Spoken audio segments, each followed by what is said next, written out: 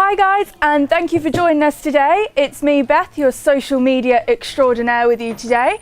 As you know, it is Progressive and Unlimited Success's 11th birthday today, and I am joined with Rob and Mark. We get to talk to them today about the top 11 business tips that you have learned over all the years while being at Progressive and Unlimited Success. So if we go into our first one, it's manage your emotions and master your life. Yeah, so I think when we started in business, you don't realise what an emotional roller coaster it is, a bit like being in a relationship or having kids, being a parent. And I think you have this naive fantasy when you start a company that people work for you. No, they don't. People work for themselves. And it's very easy to take things personally, things that people write about you online, things that maybe some of your staff do that maybe you didn't want them to do, things that the HMRC do that you don't want them to do, things that your business partner does that you don't want them to do. But if you want to grow a business, you have to let go of control and you have to let people be them. And so over the years, working on our management of our emotions, i.e. we feel personal about something and how it affects us, but actually it's not about us. And if we can manage those emotions and still be professional and still care about people and not have a meltdown or not overreact, stay cool when the market's going like that, or staff members come and go, or you've got a legal case, or you've got trolls, handling that very well and calmly is something I definitely couldn't do 12 years ago. And hey, look, no one's perfect at it. We're all people, aren't we? But I think I've got better at it. And Mark and I have worked on it together in our partnership. And you watch the American TV shows and watch people like they're pointing and shouting and you go and be competitive and bash your competition and you win and it's victory at all costs. Well, actually, it's not like that at all. If you want to, one thing being in it 11 years has taught me is that you need to make friends with as many people as you can. You need to treat people as well as you can because things come round. Was it quite a quick lesson that you picked up on? No, I was very slow at it. No, it took me many years and a lot of therapy and a lot of personal development courses and a lot of Tony Robbins courses, hugging, high-fiving, kissing and clapping, and a lot of books and audio programs. But I think it's a vital part of business. I'd say the same in a sort of in another way, because we do quite different things in the business, and I think most of the time if I'm dealing with legal stuff or development stuff or working on finance or whatever it is, it's probably more like that. Okay. Whereas Rob's side of the business is more sort of marketing or sales, or what I mean. It's a lot more variable. Okay. But you have to keep your cool when you're dealing with your refurb teams, don't you? Constantly. Yeah. There we go. You have to go into some hard meetings that you don't want to go in and still be professional. Every couple of weeks. Yeah, one of those. Yeah. You have to talk to planning consultants really nicely, don't you? You're nice to them. Yeah. Especially the officers. Yeah. Okay, so on the second one, most government regulation or tax proposals don't happen or aren't as bad as you think. So this is back to the point which we made around when there's a big change in the economy, or there's a change in regulations, or people are saying that something's going to change in a big way, that people often panic and sell properties or stop buying or change their strategy or whatever. Often when you get a new set of politicians in, as happened with David Cameron, George Osborne, they introduced a raft of changes, such as putting the stamp duty up and saying that you couldn't offset all the mortgage interest against your rent if you own the property personally. And they introduced lots of other changes with housing benefit. Now, those are things that happened. Prior to that, I would say there were probably another 95 things which were talked about by commentators or perhaps MPs, perhaps ministers, and definitely the media in general. Weren't they going to drop that and then never did? That was, that went up to 20%, didn't it? Yeah. Remember when it was 17.5? Remember when it was 15? That didn't come back down again. I remember when the EU were going to regulate all buy-to-let mortgages. That went away. You were going to be able to put resis in a SIP. You were going to be able to put residential properties into a pension. That was actually quite far advanced, and the government said it was going to happen, and the pension industry spent hundreds of millions getting ready for it. And at the last minute they pulled it. But sort of even before that, even before it gets to that stage, there's also always a whole load of talk around things that are going to happen. You know, Brexit's going to happen, all the Polish are going to go home. You know, there's going to be a lot less Bulgarians and Romanians and, you know, Latvians. They're not going to be here anymore. All the houses are going to be empty. Well, you know, that seems to have gone away now, doesn't it? Now their rights looks like all their rights are going to be guaranteed and everyone's going to be allowed to stay. What a surprise. It was pretty obvious that was going to happen anyway.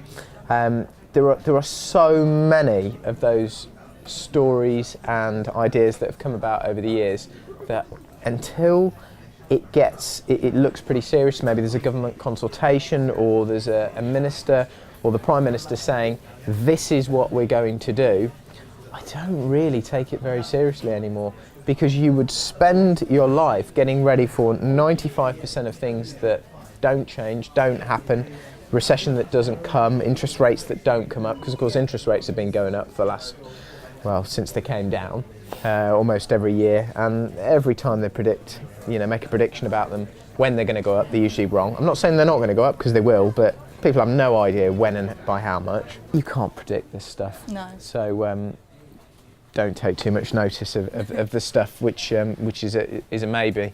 Just take the media with a pinch of salt, maybe, till it actually is confirmed. Yeah, and other people as well, because it's often other investors that are saying that this stuff is guaranteed, and most of the time they're just wrong. And everyone loves to make a prediction, don't they? Yeah. Everyone does. People don't work for you, they work for themselves. You spoke about this a little bit earlier. Yeah, I think that when you set up a business, you have this naive fantasy that, you know, people work for you because you pay them. Well, actually, they don't. They work for themselves because they want to achieve their own goals. They've got their own career aspirations. They obviously want to pay their mortgages and have holidays and have their lifestyle that they want. And I think maybe a few years ago, with having some great people in this team that taught me as much as I've taught them, I think if you can give people that work for you or with you, whether they're outsourced or insourced or partnerships or whatever, if you treat them as an equal and maybe as a partner more than a subordinate, and you try and find out their values and what's most important to them in their life, and actually what they want to do.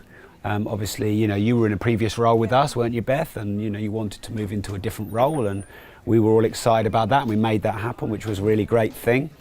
So yeah, I just think if you're more focused on caring about what other people around you want as much as is what you want, and help them meet those needs. And I also used to naively think, well, what motivates me will motivate others. And so what motivated me might have been money or status. Some people, you know, giving them letting them choose their own title would be worth like giving them a £5,000 pay rise. I remember one person who worked for us, we offered a really nice bonus, and actually she kind of turned her nose up, which was surprising to me, but actually given her Friday afternoon off, because that was important to her, and I think she had children at the time, that was really valuable to her. So I think when you find out what people really want and where they want to go with their career, and see your role, it's almost like the servant leadership role of helping them meet their own goals and needs, they'll in turn help you meet your own goals and needs. Ultimately, to have control, you have to completely relinquish control. You know, and the more you try and force someone to do what you want them to do through fear or perfectionism, you just push them away. And you know, people are going to do what you want them to do if they feel compelled to do it themselves, and they're getting their own needs met. Fantastic. I think you guys are actually really good at doing your own advice as well, especially in Progressive. I think we all can agree with what you do for us, like the benefits you give us, the fact that I was able to move jobs when it wasn't quite right for me, you accommodated it more than happily. So yeah, well, we do our best, and we're not perfect, and sometimes it doesn't quite work out. But I'm really proud of the fact there's Sue sitting there, and there's plenty of other people who've moved roles over the years. And that makes me feel really good that the culture is right. You know, sometimes people's jobs do change. Sometimes what they want to do changes, but the fact that the feedback is that they still want to be here, and part of this is great. And of course, your culture does change every few years, and you go through your blips. But just always embracing that and trying to listen to people, I think is really important. Most people misevaluate risk, take too big risks, or conversely scared when the risk is much lower than they think. Yeah, so people misprice risk on a daily basis. Interest rate risk. Lots of people will go into big fixed rate products, or they'll take hedges for a lot of debt, and maybe that's a good idea if there's a huge amount of debt. But generally speaking, trackers are cheaper over the long run. Now, that doesn't help you if interest rates suddenly go up to 10% and you've got interest rate shock. But generally, a fixed rate is rarely longer than 5 years. So it's probably only going to help you out for maybe 2 or 3 years, depending on where you are in that 5 year period. And then you're going to be back to high rates anyway. A bit like insurance. Well, it is insurance. It's the same thing another way around. You've got to get buildings insurance. You've got to get car insurance. I generally think most other types of insurance I'm not supportive of. I've insured this man. We've got key man insurance, haven't we? Yeah, we've got life insurance. I mean, sort of that was. I've probably got a high risk of death. No, I don't think. Actually, this is completely switched. We used to fly helicopters quite a lot, and I think there was sort of one morning I probably got up and thought this is the point at which it's a good idea to insure me. Yeah, well, insure both of us so that if something catastrophic happened, the business wouldn't suffer. So I think you probably insure against big risks like that, but there's all sorts of other types of risk abatement and insurance policies which I think are just a waste of money. Pet insurance, which they never pay out. They never for bloody it. pay. So that operation doesn't fit within. Yeah, or there's a lot of criteria, isn't there? Behind it. Yeah, I mean, you know, tax investigation insurance we pay for every year. I know we had an aspect inquiry over some capital allowances that went on a number of years, and a good sort of chunk of that, 20 grand of it, they just wouldn't pay.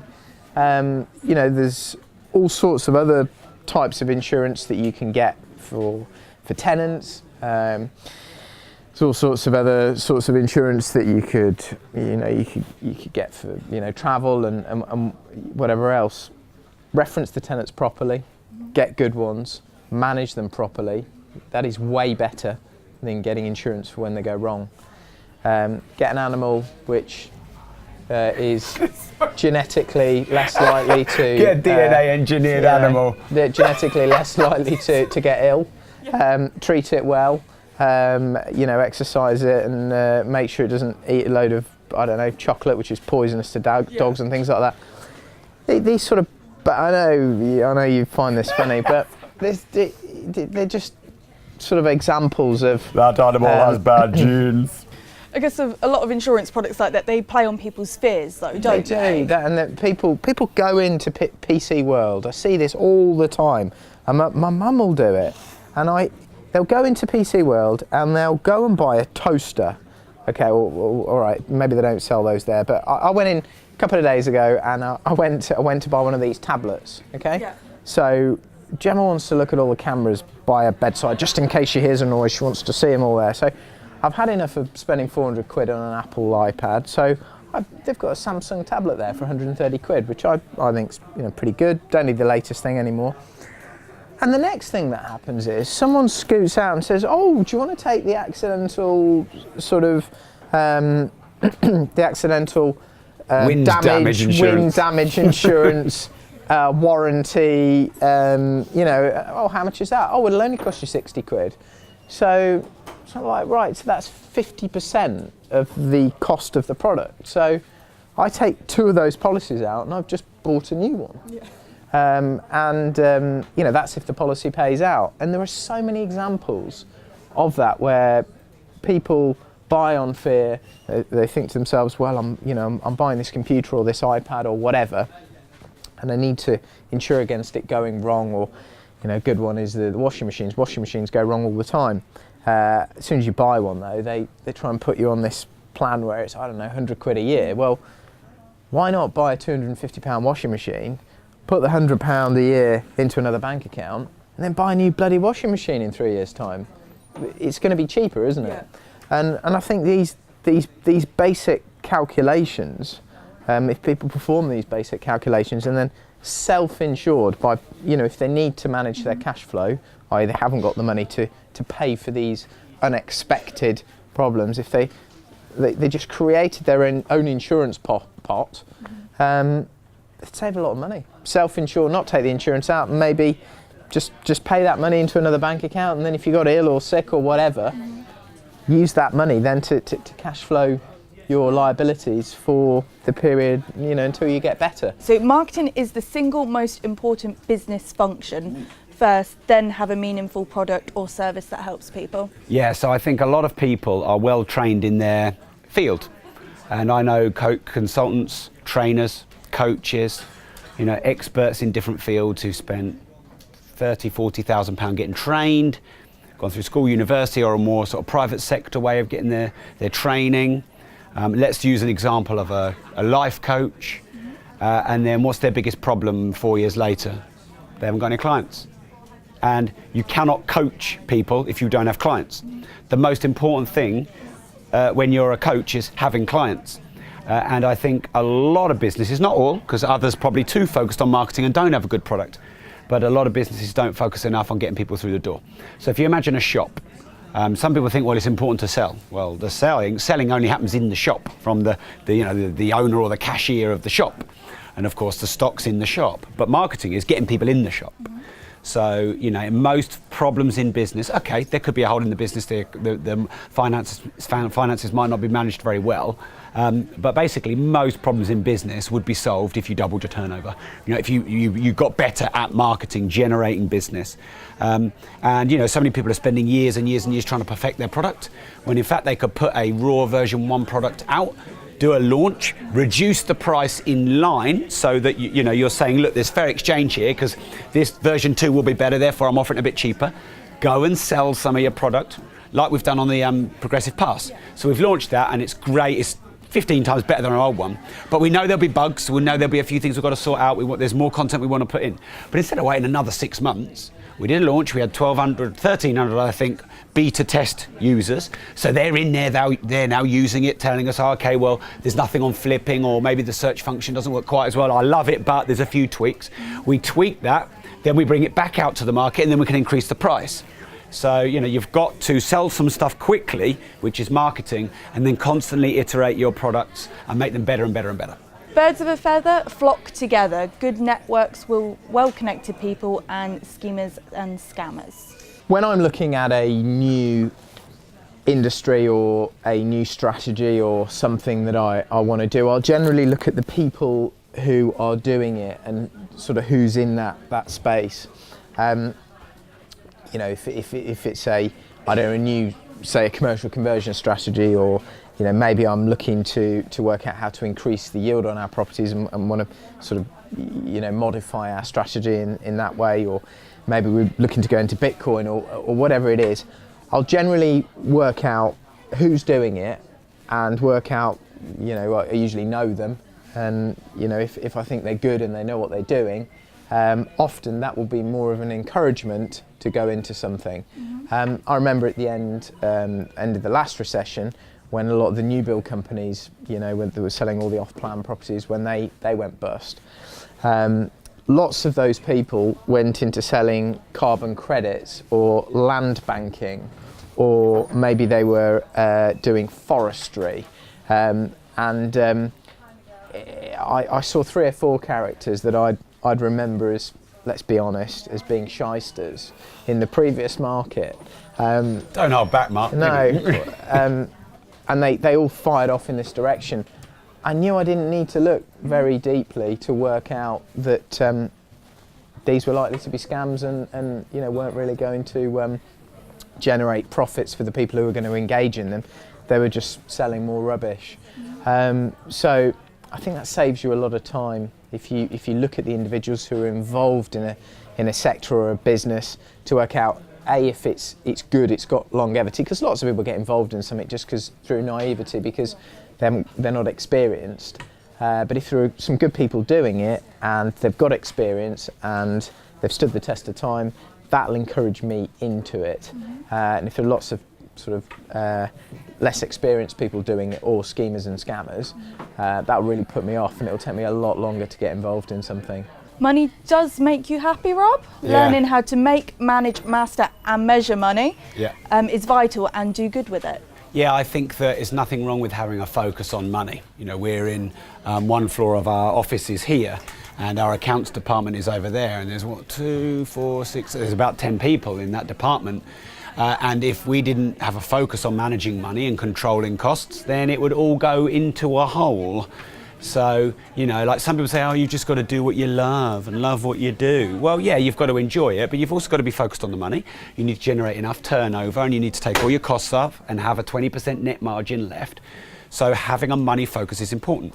So making it is okay. It doesn't make you bad or evil. Your product, you know, you should want to sell it. You should charge a fair exchange price, which means you can make some margin. You might need to up your prices.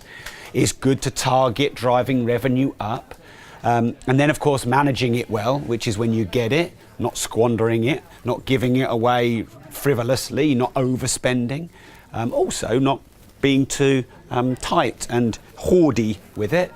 And then learning how it works, learning its function, embracing its function, and ultimately making more of it, and very closely measuring it with key performance indicators, with key result areas. You know, knowing we Mark and I study our management accounts each month, and actually I could study them more. I read them on the top line, but I know if I really dug into them, that, you know, like the things are hidden in plain sight. So a lot of people run businesses, but they just don't know where all the money goes. And sometimes when we get big, or if I get disconnected, I'm just sort of thinking, oh, I don't really know what's going on here, or, you know, I haven't looked at my KPIs for a while and I'm not really sure where stuff is going. So yeah, it's balancing, doing meaningful work, creating great products, changing the world, making a difference. This is all important, and this is all very popular now, isn't it? But let's not also forget the fact that you need to make profit, and good sustainable profit, and it's okay, and you need to pay your mortgages and send your kids to the school and all that kind of stuff. So you want an equal focus. Yeah, no, that's fantastic. I think you said it before, was it a quote of, it might have been you, Mark, actually, if you run your business like a hobby, it will pay you like one.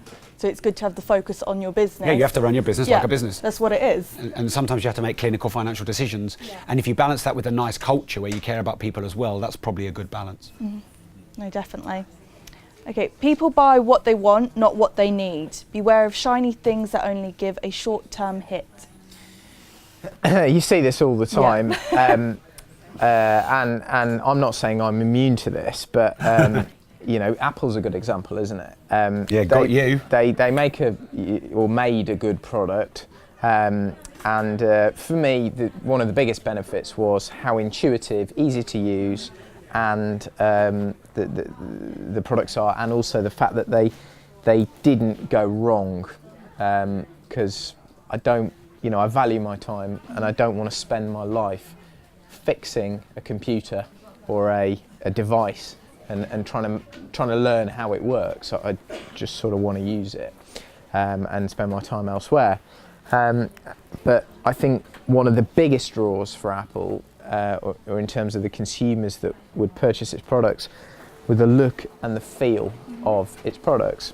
Steve Jobs went down a road of creating this sort of quite Scandinavian or Germanic product that feels great. You know, it's got aluminium or metallic casing, and you know, it's very clean, you know, in terms of the lines. They spent a hell of a lot on design, and they managed to turn it into something that people desired, and you know, would people, especially young people, go out and sort of show their phone off, and it's something that their peers may be impressed if they buy. So lots of people are buying those products because they want them rather than through necessity.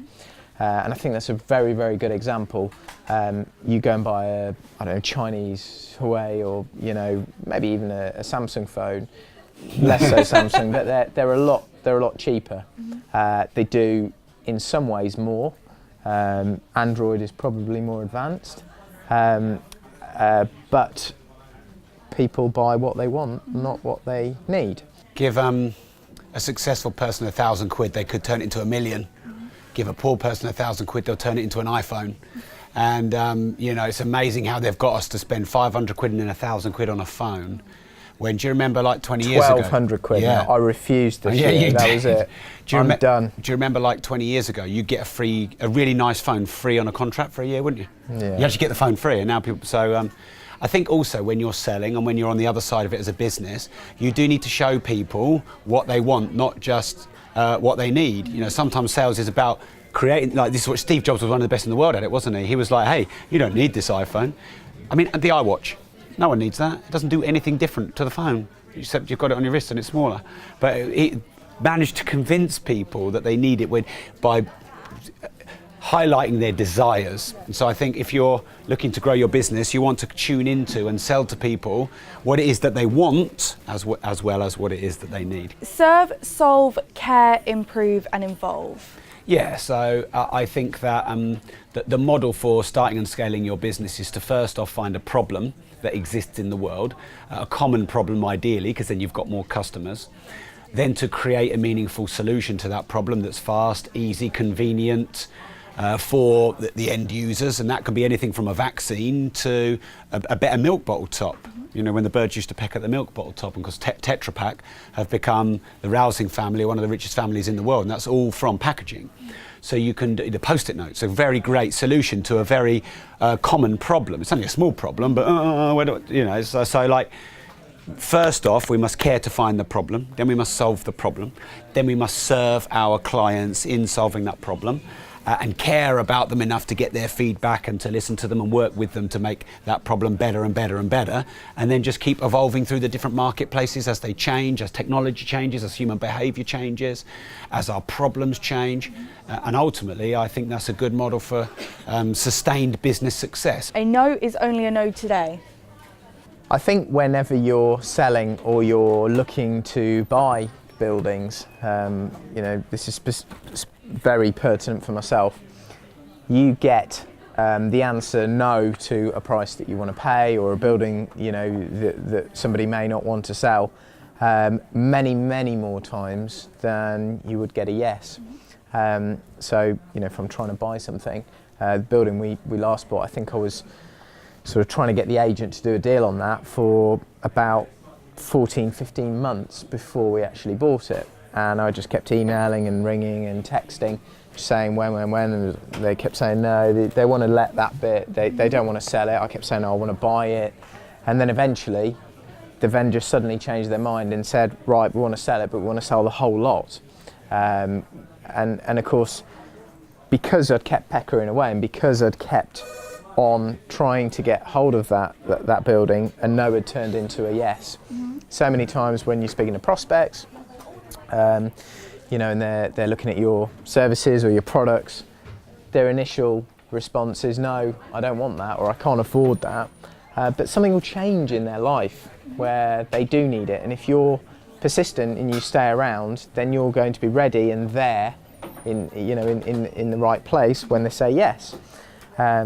In addition, they may suddenly start liking a new product that you've got, or something about the products that you've already got changes, which turns the no into a yes. So I only see it as a short-term thing, the rejection, the initial rejection. Keep staying on, be persistent, and then eventually it's likely to turn into a sale or a purchase, a transaction. Number 11 then, our final one. Creativity, innovation and ideation, sorry about that. Ideas are vital. You can do this, keep practicing. I need to practice some more, and surround yourself with people and places that encourage it. Yeah, I think that a lot of people who they say that they're not creative or they're not very good at ideas, and I guess I want to say that all business progression is about creativity, it's about ideas, innovation, it's about brainstorming, it's about looking at new ways to solve a problem. You know, Mark might not necessarily say, hey, I'm the most creative person, but getting in meeting with planners and looking at you know, how many rooms he can fit into his big block, and I bet you he's very creative, and I bet he's come up with a lot of solutions. And so what I guess I want to let entrepreneurs know is, even if you don't think you're creative, you are, because, you know, creativity can be, for example, Steve Jobs took a lot of research work that was done in Xerox and put it into his iPhone. So actually his creativity was copying and taking something and making it better, or taking it, like hip hop is a hybrid of different types of music. It's taking something and improving it, taking something that exists and making it better, or taking something out of a different market and putting it into yours. And all problems in business are solvable if you allow yourself time, space, speak to people, go to design and art museums, read books, be around interesting people, have interesting conversations. Everything that you're struggling with in business right now is one good idea away from being completely solved. And I think you've just got to remember that and allow creativity within your team. Sometimes it's good to be bored. Sometimes it's good to have space where you're not just work. I have a lot of my best ideas when I'm bored, but I don't let myself get bored very often because I don't like it, because I don't like feeling bored. But if I'm wandering around, not much to do here, what am I doing? Scroll on social media, have a look at a couple of websites, blah, blah, catch a conversation, and all of a sudden that can all create an idea. Which if I was just work, diary, I wouldn't have space and time for that idea. Listening to podcasts, listening to audiobooks, watching documentaries, having conversations about them, going out for dinner. Mark and I went out for dinner with Jonathan, didn't we? And having those discussions, sometimes allowing discussions and meetings to go a way you don't want them to go, so you can discover something new. The more and more I see businesses, I realise you're one idea away from the solution. You just don't know that you are, or you think that you can't create it. Thank you very much for stopping by and spending some time with me and both the communities as well. If you do want to hear more tips from Rob and Mark, they both do have their own podcasts. All you have to search for is either The Disruptive Entrepreneur for Rob or Mark My Words for Mark. And we'll see you again soon. Thank you.